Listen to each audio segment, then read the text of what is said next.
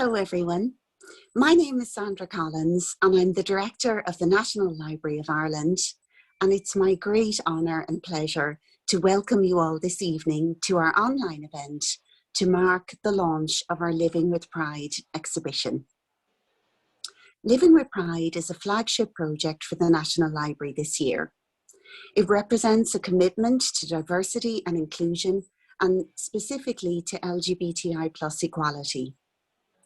In 2018, we published the National Library's Diversity and Inclusion Policy, and it builds on the Library's commitment to equality, and it guides our work to be inclusive and welcoming in all we do. We hope that through Living with Pride, that we will raise awareness of the Irish Queer Archive and the extensive LGBTI plus collections which we care for in the National Library. These collections form part of the memory of Ireland, and it's an honour to hold them in trust and to find ways to explore and promote them and to encourage people to research, engage with, and to be inspired by them. Today marks a very special day because this afternoon, Minister Catherine Martin officially opened the Living with Pride exhibition in the NLI's National Photographic Archive in Temple Bar, together with our guest of honour and co-curator, Bill Foley. Living with Pride is an exhibition of the Christopher Robson photographic collection. This collection contains over 2,000 slides, mostly taken at Pride events in Ireland between 1992 and 2007. And the collection was donated to us by Christopher's partner, Bill Foley. And Bill has worked to co-curate the exhibition with us. The photographs are all fully digitised and available to view in our online catalogue. And the exhibition is open for you to drop into in the National Photographic Archive. You can visit in person and also online, wherever you are, for everyone to explore. We've developed a new microsite where you can find everything in one place. That's the exhibition. And also the website includes the Christopher Robson photographs, but also personal reminiscence and reflections by leading figures and activists in the LGBTI plus community. There are a number of elements to Living with Pride. In addition to the exhibition, which we're opening today, we also have a year-long programme of events, which is co-curated by Tonie Walsh. This programme is ambitious and it's designed by Tonie to generate conversation and reflections on many aspects of LGBTI plus life, experience and activism. And we're also delighted to be partnering with Curt International Festival of Literature and to have Sean Hewitt as our first poet in residence based at the Irish Queer Archive, where he will explore some of the stories contained in that archive through poetry. Overall, our approach to developing Living with Pride has been guided by the principle of nothing about us without us. And the principle of co-curation and partnership has been central to all our work. We also recognise that our work on diversity and inclusion is an ongoing commitment, which we will be continuing to work on in the years to come. So let me start the event now, which we're recording and will be available for people to see again afterwards. So let me get started by introducing our speakers tonight. Bill Foley came out at the age of 17 at a time when gay male sexual activity was criminalised. He became actively involved in LGBT organisations within a few years of coming out. He was co-editor of NGF News and a founder member of the Dublin Lesbian and Gay Men's Collectives.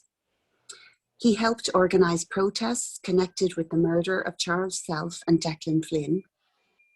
And he moved into medical social work in his mid-30s and worked with people with HIV and AIDS in the area of sexual health for the rest of his professional life.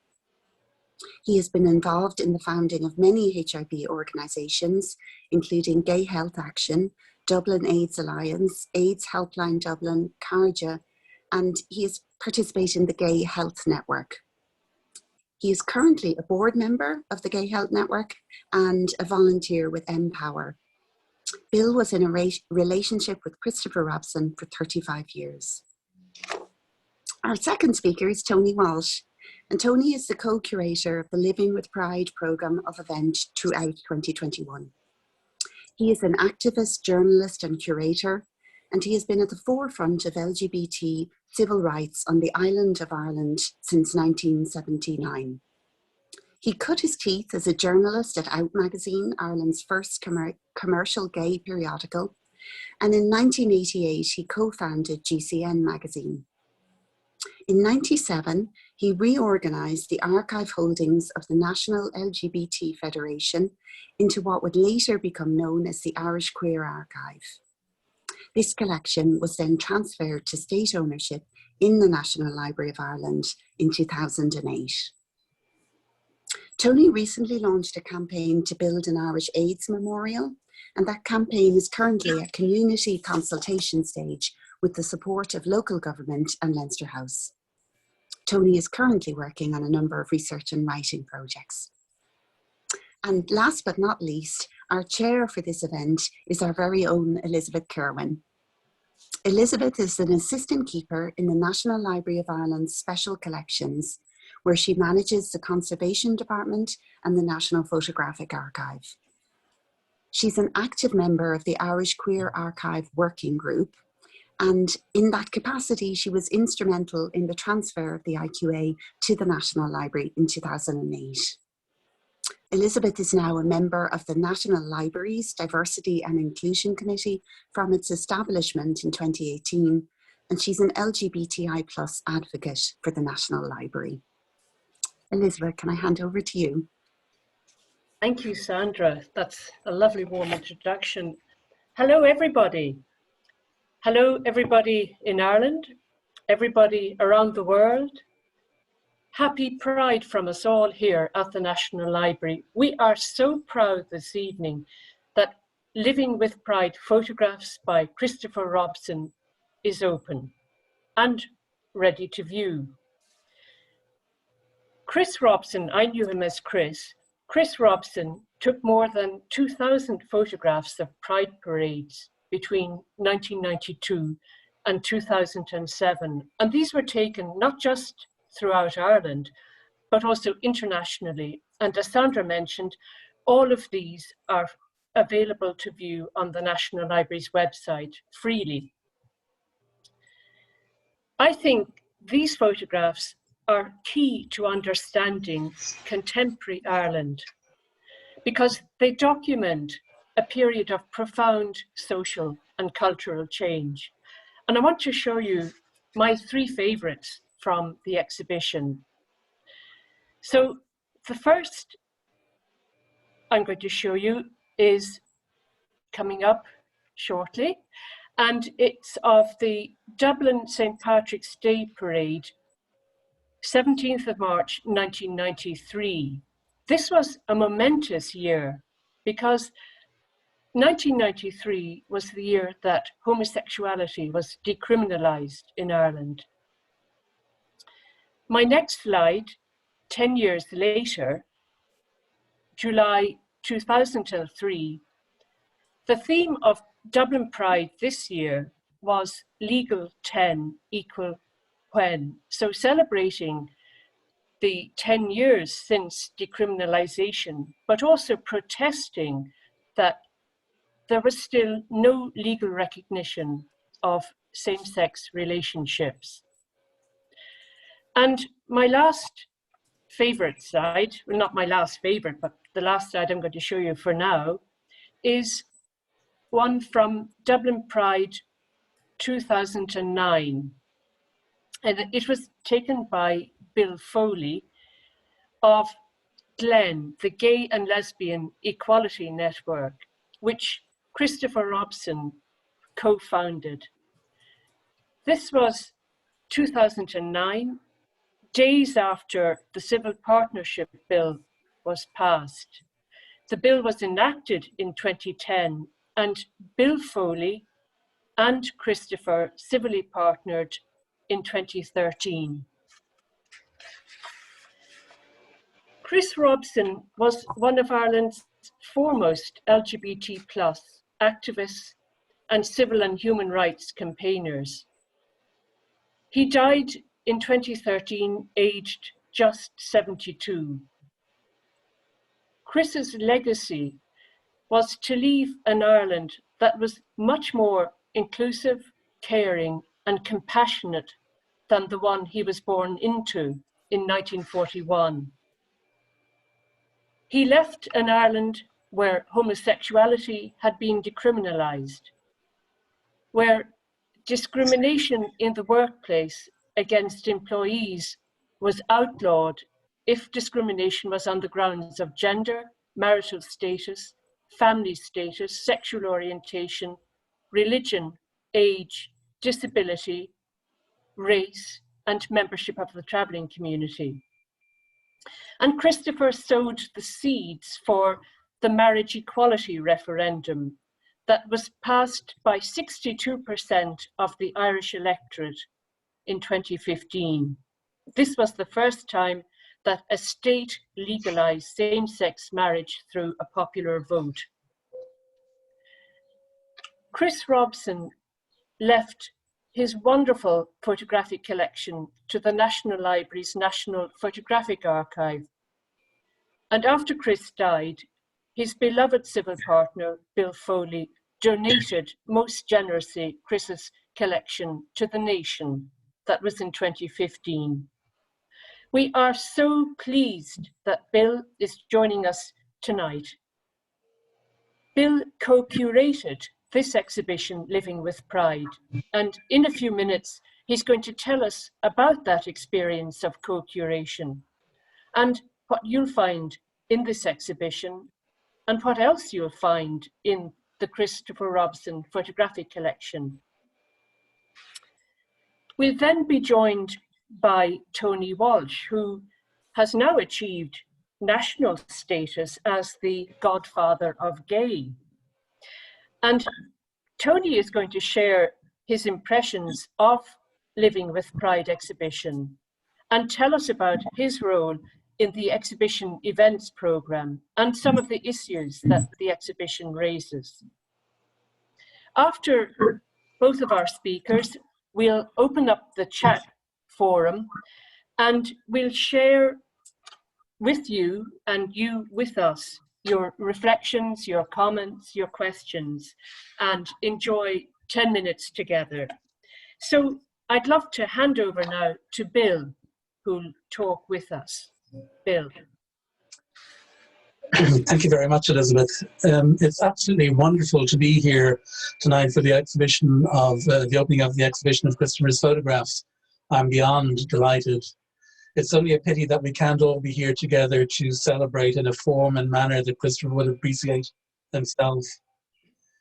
But on the positive side, it's great to be able to say that from tomorrow you'll be able to go into the gallery yourselves and have a look at all these wonderful exhibitions anytime you want. And in that regard, there's only one more sleep till absolute excitement happens for you.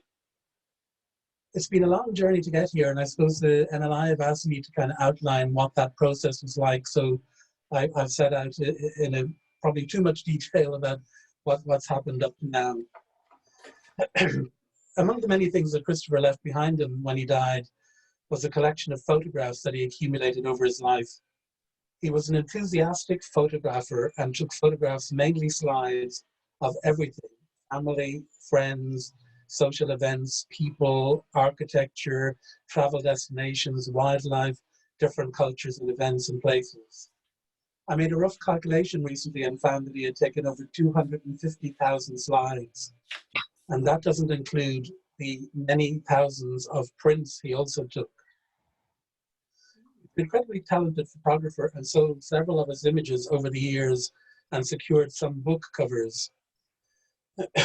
We talked frequently of him putting together a collection for an exhibition, but instead he focused on providing slideshows for friends and family when we would provide dinner parties. They were virtual travelogues of the time. Many friends and family members have pieces of his artwork on their walls.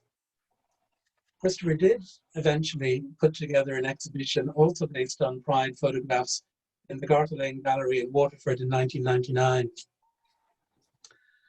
Christopher and I had been activists since about 1981. However, he did not take photographs of prides or parades or any LGBT event until 1992. And in that year, he traveled to Paris to take part in the International Lesbian and Gay Association conference. Excuse me. While there, the conference organized a protest that was to be held outside the Mexican embassy in protest against the treatment of gay men in Mexico at the time. So during this peaceful protest that Christopher was photographing all along, the French police attacked the demonstrators, and Christopher continued to photograph that event. The following year was Dublin Pride 1993, and that was the day after law reform had happened in Ireland. And in no small measure, that was due to Christopher and his colleagues at Glen. It was a particularly euphoric Pride that year, and Christopher, of course, brought along his camera to capture the event. And so began the 15-year history of his photo essays of prides, mainly Dublin, but also New York, and even Sligo. So the combination of the two events, Paris 92 and Pride 93, kind of awoke in him a journalistic tendency for photographing LGBT events, which he did subsequently over the years. He was always incredibly excited on Pride Parade Day, and it was like Christmas. So he woke up early, left the house hours before I did, and got to the starting line where people were gathering, greeting friends, greeting lovers, putting finishing touches to costumes and floats, and waiting patiently for the Pride Parade to begin. And then he would trace and record every section of the march. That first euphoric march became a 15-year parade of celebration viewed through his lens. So clearly it's a significant body of work. He decided to donate a selection of the photographs to the NLI, and by 2008 he had made his personal selection slides to be donated, along the lines of selecting that he had made in the process used to put together a slideshow at home. He wrote a personal reflective piece for GCN at the time, recounting his experiences of recording Pride and his plan to donate the collection. Unfortunately, he never got to finalize that donation. That task fell to me after he died with the help of Ben. The donation was eventually made in 2015 in the presence of Michael D. Higgins, President of Ireland, and at that time, I spoke to Sandra Collins, director of the NLI, about the idea of putting on an exhibition from the collection. And Sandra immediately agreed and supported the idea. And I remain eternally grateful to her and to her team for her enthusiastic support throughout. And here we are, only 6 years later, with the exhibition opening already. Seriously though, the donation process was significantly more complicated than I had imagined. The slides first needed to be digitized and then cataloged, all 2,000 of them. It was a painstaking process that perhaps partially explains why Christopher did not proceed further with the donation process himself. I want to thank Elizabeth Kirwan here tonight of the NLI Acquisitions Department for her invaluable advice and guidance as to the process involved in making the donation. After this phase, the NLI incorporated the refined catalogue and incorporated it into the digital library.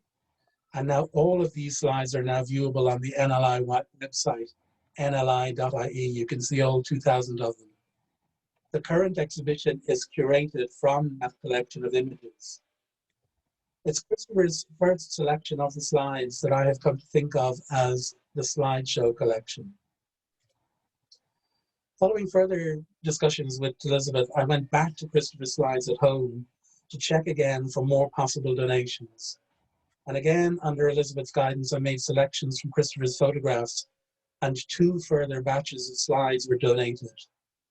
I was also able to donate a large collection of documents that Christopher and I had collected over our activist history with various organizations over the years. And these later collections, incorporating 700 images, additional to the 2,000, have yet to be scanned into the NLI library. But in time, they too will be accessible on the NLI website. The additional slides cover events such as the first visit to the Oris by LGBTQI activists in 1992, the New York Gay Games in 1994, various social events by Dublin Lesbian Gay Men's Collectives in the 80s, Glen consultation meetings, and some supplement to the Pride collection, as well as Christopher's own Colour in Towns collection. It has been an enormous pleasure, I can't tell you, to be involved in the process of curating this exhibition and larger collection. And not least of the pleasure was the experience of working alongside Nicky Ralston, Carol Maddock, under the direction of Breffney O'Malley of the Exhibitions and Programmes section of the NLI. Breffney's guidance helped set goals and parameters for the exhibition, which includes a focus on Christopher the man, as well as his photography and activism. In curating the exhibition with Nicky and Carol, there was a surprising amount of agreement on the images that we eventually selected. All this was done with an incredible respect for the material. There were occasional small mini battles about photographs that should or shouldn't be included. It was all carried out with a great sense of fun. I did lose a battle with Carol and Nicky about the inclusion of the gay doggy photograph. But I'll have to let you wait to see it yourselves before you can decide whether that's worth its place or not. My pleas to Nicky and Carol of, Christopher was really more of a cat person, fell on deaf ears. But seriously, I want to thank Nicky and Carol for all their enormously hard work on the curation process, making me feel like one of the team. Also a good point maybe to acknowledge the significant contributions of Catherine McCharry, Stephen Maloney, and Breed O'Sullivan for their excellent work in the publicity, the technology side, and the design of the exhibition. All amazing work. Throughout the process of curation, I was keen to include an aspect of Christopher's broad photographic work. And in addition, we wanted to include personal insights into the type of person Christopher was. So there are two sections in the exhibition that achieve this. The final section of the exhibition has some images of his work on capturing colour in towns in Ireland, as well as some of his landscape images. There is also a series of pieces written by some of his friends and colleagues about their own images in the collection and a reflection of what Christopher was like as a person. For these contributions, I would like to thank Alva Smith, Maura Malloy, Susie Byrne, Ursula Barry, Kieran McKinney, Michael Foley, Donald Traynor, Fergus McGarvey, and Brian Sheehan. I would also like to thank some friends who clearly have a better address book and a larger diary than I did, because they helped me to identify more people in the images that then be entered into the catalogue. So thanks again to Michael Foley, Michael Dillon, Frank Mills, and Eddie McGuinness. Just a final few words then about the nature of the photography from my point of view. The NLI is clearly a museum of record holding, and it holds, as Sandra would say, the memories of the nation. The images in the collection and exhibition are clearly documenting social events and a significant subculture of Irish society. However, I'm also going to make the case for them to be considered as art. Christopher's keen photographic eye meant that he was able to capture fleeting moments that many of us would not notice. He was also gifted in his ability to frame images in the most pleasing way. And to be a little pretentious about it for the moment, I think they fit into an expressionist art movement. The expressionist movement is really all about capturing emotion in an image. Admittedly, the definition also calls for some distortion of reality. But I think, what is Pride if not a reimagined distortion of LGBTQI history and reality? In these images, it is possible to easily discern dominant emotions. I invite you to check them out and to see the emotions for yourself. In them, you will see anger, prejudice, aggression, and hatred. But mostly you will see pride and joy and love and lust and sensibility, sensuality, friendship, happiness, and celebration. The dominant feeling for me in the collection as a whole is colorful, joyous celebration. It speaks strongly as a counterbalance to the Irish society that Christopher grew up in. There were no well-adjusted LGBTQI people. There were no people of that nature in books and films who could be public about their sexuality or gender identification. In fiction and in cinema, the LGBT character usually died or was murdered halfway through, or they were the villain of the piece.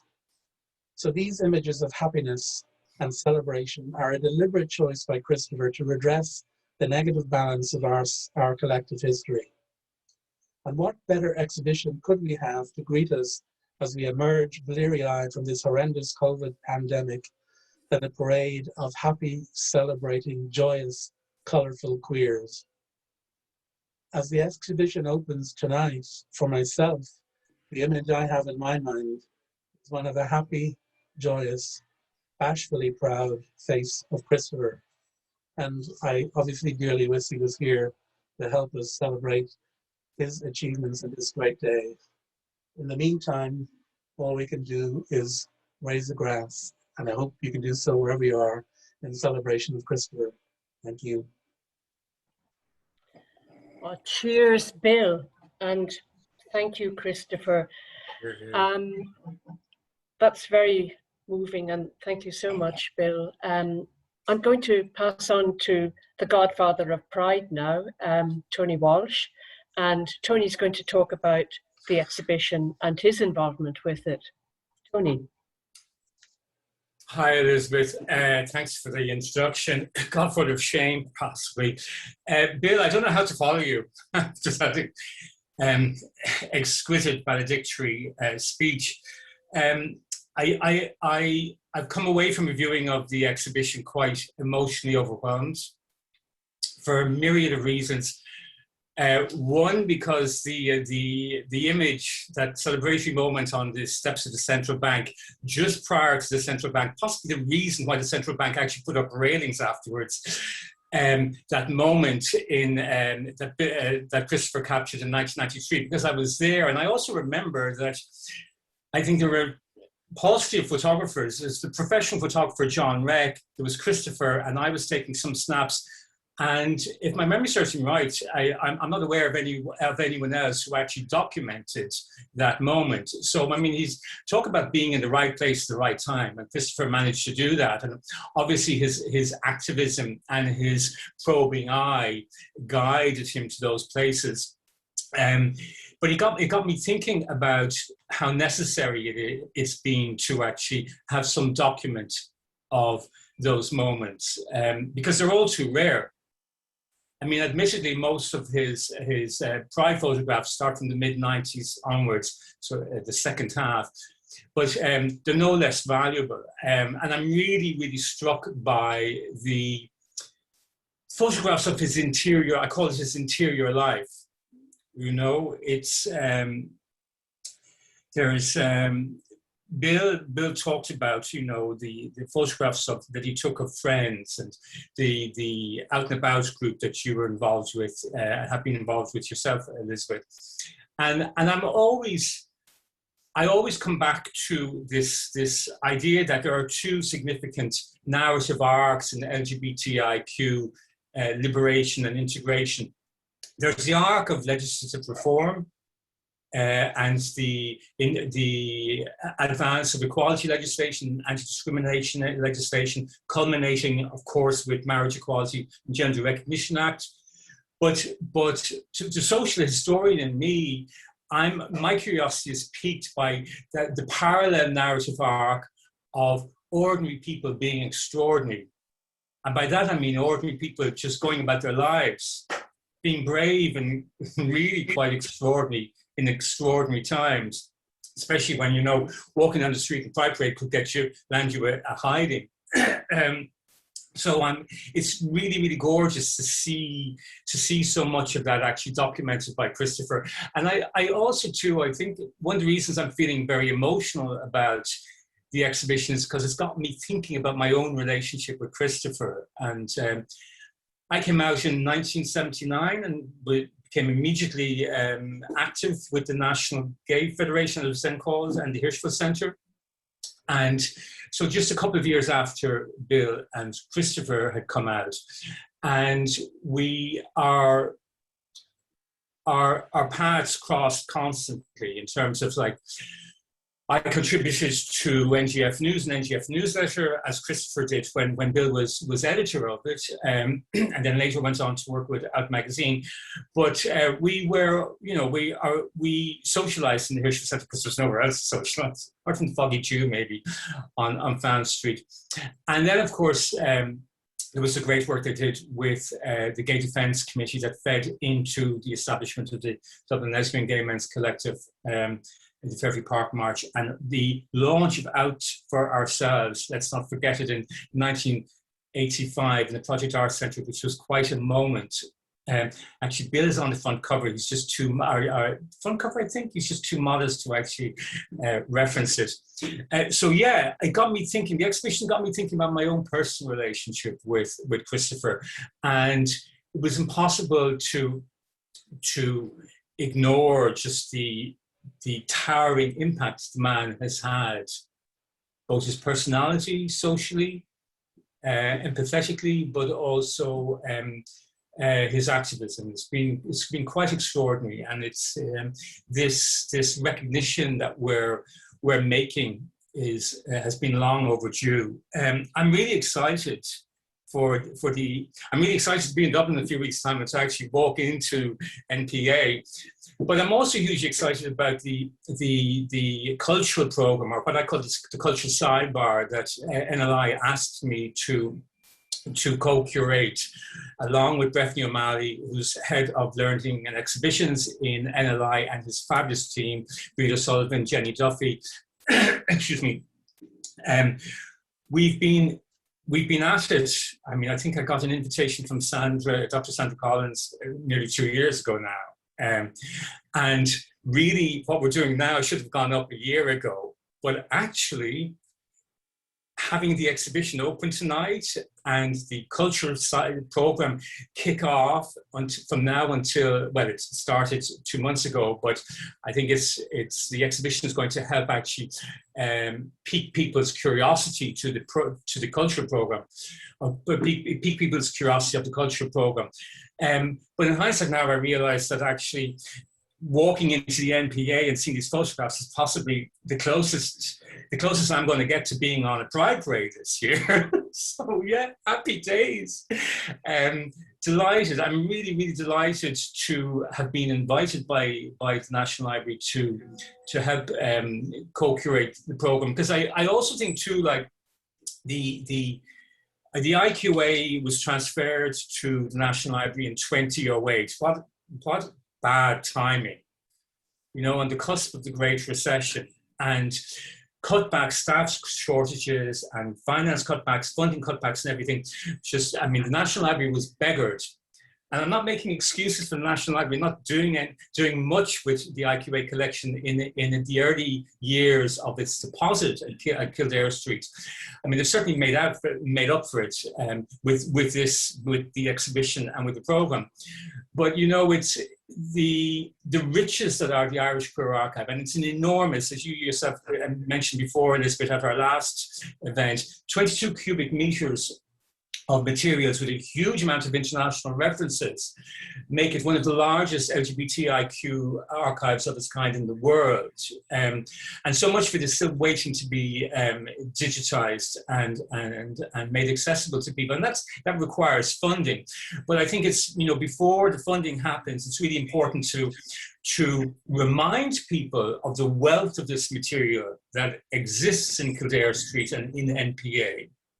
The range, scope, and breadth of the material, and that it's there for everyone. It's not just there for academics, undergrads, postgrads, journalists. It's there for the general public, because, you know, I don't know if it was you, it was Sandra who mentioned earlier on that, you know, you look at Christopher's photographs, but inter alia you can take the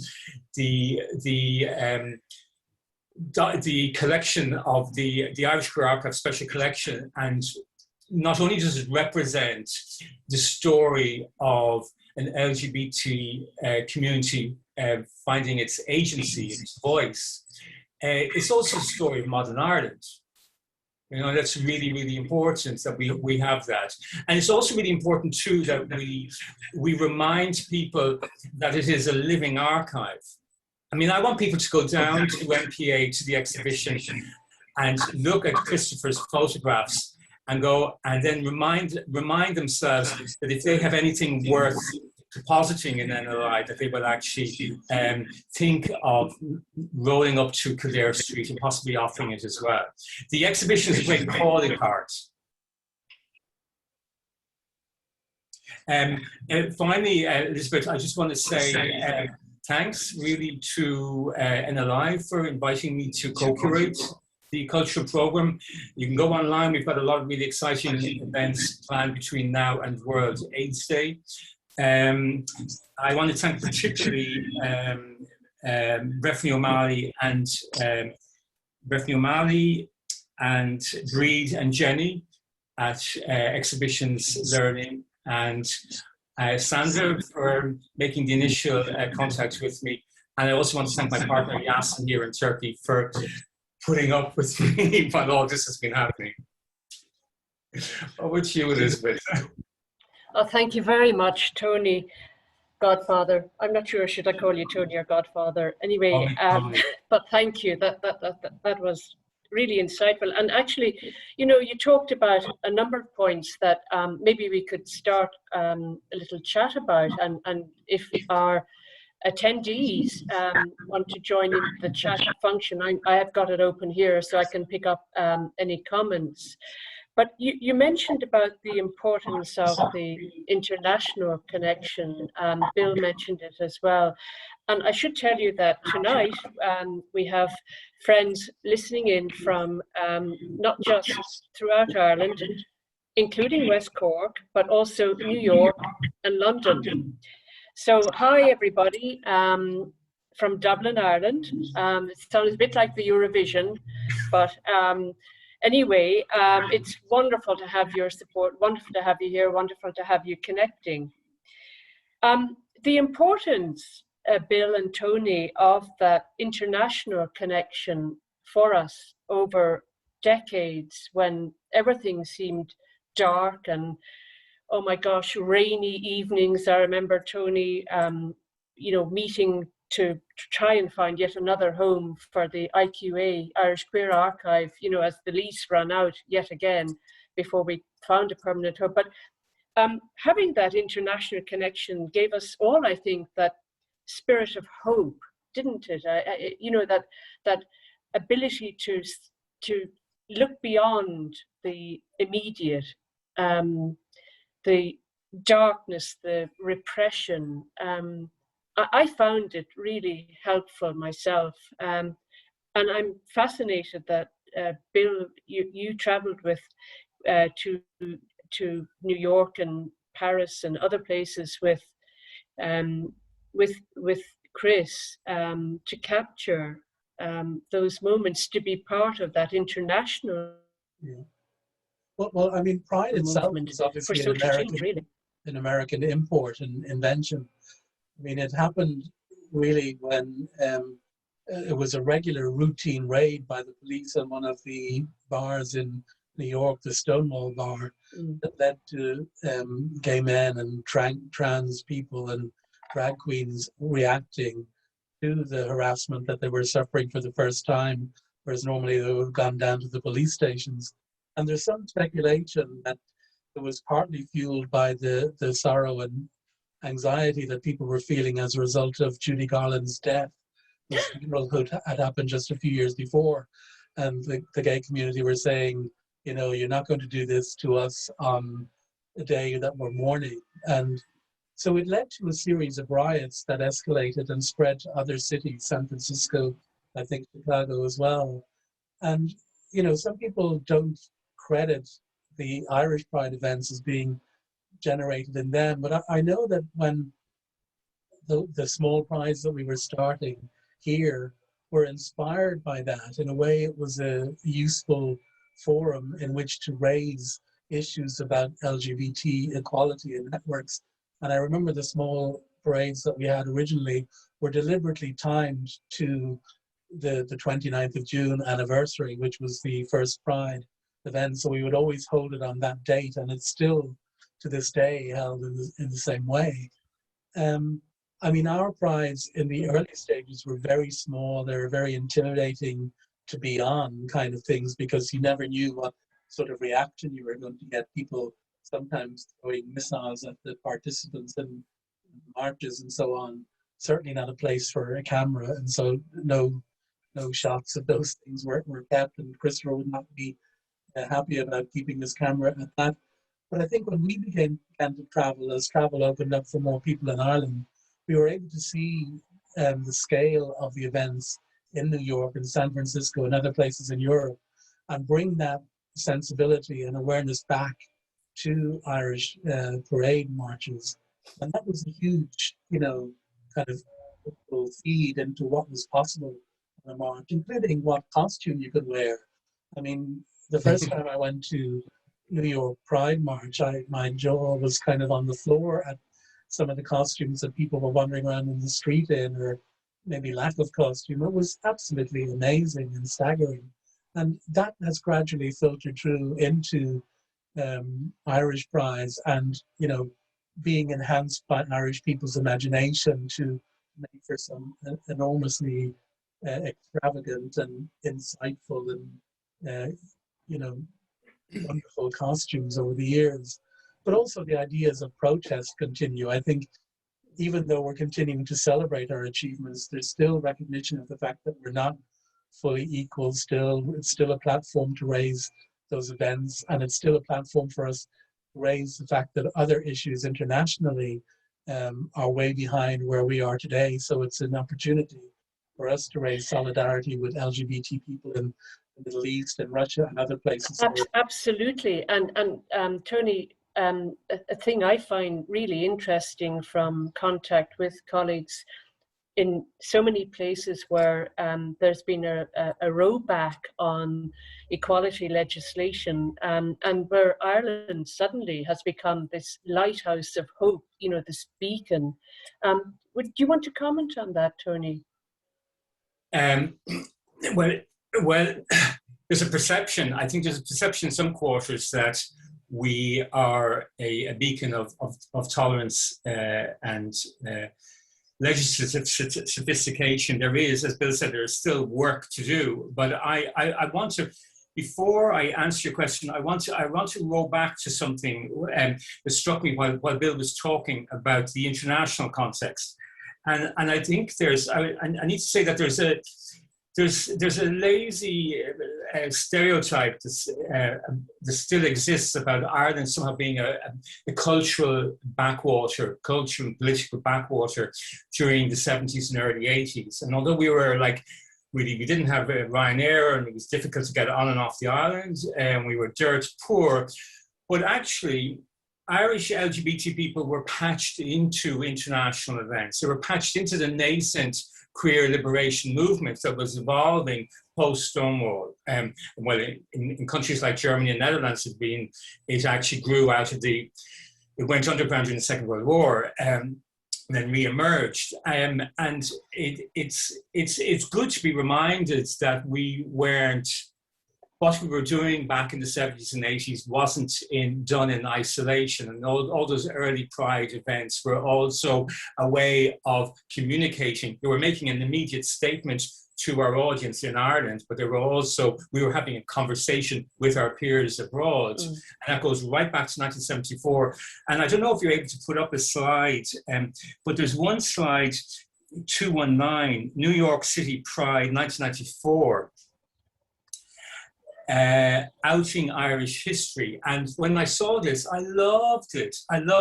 It's an installation by an artist, Peter Hendrick, and the fabulous, a friend of mine, and fabulous Drogheda activist, Brendan Fay, who was instrumental in one of the mainstays of the Irish lesbian gay organization in New York. And for anyone who knows their history, they fought a long battle with the authorities and the ancient order of Hibernians to actually get representation in the St. Patrick's Day Parade, the largest St. Patrick's Day Parade in the world.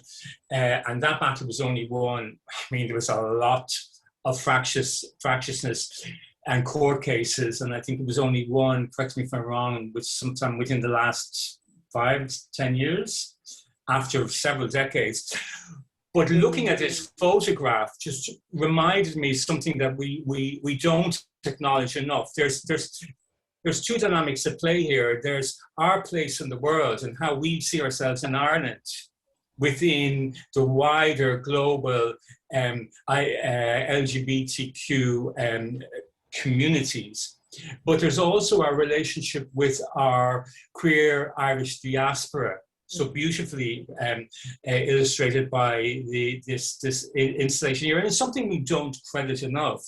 I'd love people to actually look at this photograph in NPA or online, and I hope it piques their curiosity to go and drill down into the history of ILGO in New York and the history of Irish queers who are making waves in countries all around the globe, not just in New York. Now I've forgotten your original question. Well, Tonie, can I, while you're thinking of it, we have some really interesting feed in the chat function, because hi, Anne in New York, Anne McGuire. She says that 2016 was, after 25 years, 2016 was when the Ancient Order of Hibernians finally relinquished their position of prohibiting LGBT plus people being in the Cork Pride, being in the New York Pride Parade. And Orla Egan in Cork has told us that the first Irish LGBT float in Patrick's Day Parade was in Cork in 1992 in response to the exclusion of the Irish Lesbian and Gay Organisation from marching in the parade in New York. So that's wonderful input. We've also had queries about how long the site exhibition is running for, the actual in the NPA, and it's running until November for anybody who will be coming in to see it or coming back from overseas to see it. And it's a wonderful, wonderful celebration. As Bill said, it's so colourful. It has been so beautifully put together, so beautifully curated. And we, as Tonie's mentioned, the series of outreach events, that these are all online, and please follow the National Library website, join up, join in. We really value your contributions as well. And if you wish to add to the collections, please, you can contact me or Tonie or Bill. We'd just be so happy to add to these collections. I think I can take one last comment or question, and then I'm going to hand over to our director, Sandra Collins, to formally close this launch tonight. So if we have a final comment, which appears to be from Brooklyn, from Nora Goodwin to Bill and everybody. So happy to be part of this historic event.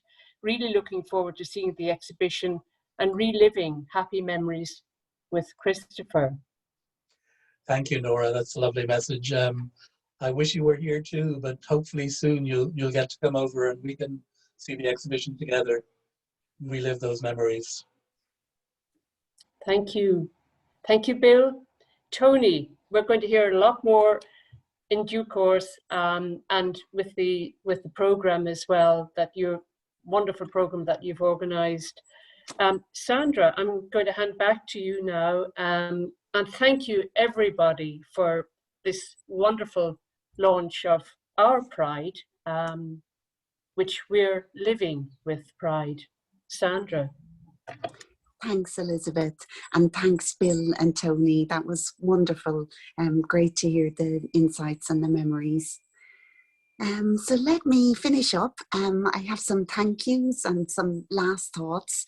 And reflection, living with Pride has been an absolute pleasure and a privilege and an honour to work on. It's been emotional and uplifting and inspiring. We took the project and its goals very seriously, we also had a lot of fun working on it over the last 2 years. And I hope that you can see this in a photo that I hope Catherine can share with us, that we took on Friday with Bill and Susie and Michael and Maura outside the exhibition. It's been so much fun getting to this point and having the honour to share the exhibition and the programme with people. So that's us outside the NLI's National Photographic Archive in Temple Bar, and I hope that you will come and visit. We'll even give you one of those little love hearts. I'm only joking. So there's so many people to thank for taking this from an idea into reality, into today. So I'd like to begin by thanking Minister Catherine Martin, our Minister for Tourism, Culture, Arts, Gaeltacht, Sport and Media, for her support. And especially to thank the National Library's curatorial team who worked so hard on producing this exhibition. That's especially Nikki Ralston and Carol Maddock and Breffney O'Malley and Sarah Smith, a great team. I really want to thank our co-curators and our partners throughout this project, especially Bill Foley and Tonie Walsh, and also the wonderful organisation Shout Out, who worked with us and provided training for all our teams, which was really a partnership, not just training.